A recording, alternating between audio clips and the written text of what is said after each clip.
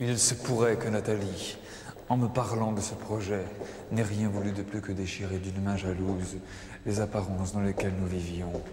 Il se peut que, lassée de me voir persévérer avec une sorte de foi dans mon rôle d'homme du monde, elle m'ait brusquement, par cette histoire, rappelé la vérité de ma condition et montré du doigt où était ma place. Il se peut encore qu'elle-même ait obéi à un commandement mystérieux, et qui était le mien, et qui est en moi la voix à jamais reconnaissante, voix jalouse, elle aussi, d'un sentiment incapable de disparaître. Qui peut dire « Ceci est arrivé parce que les événements l'ont permis ». Ceci s'est passé parce que, à un certain moment, les faits sont devenus trompeurs et, par leur agencement étrange, ont autorisé la vérité à s'emparer d'eux.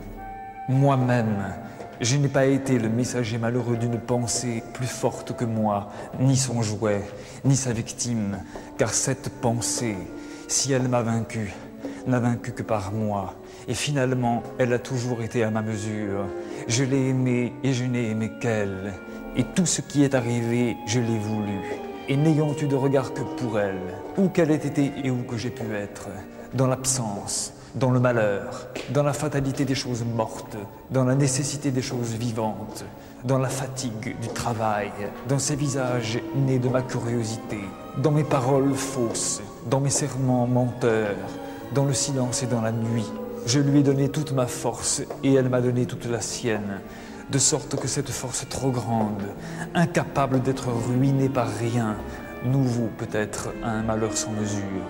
Mais si cela est, ce malheur, je le prends sur moi et je m'en réjouis sans mesure. Et à elle, je dis éternellement, viens, et éternellement, elle est là.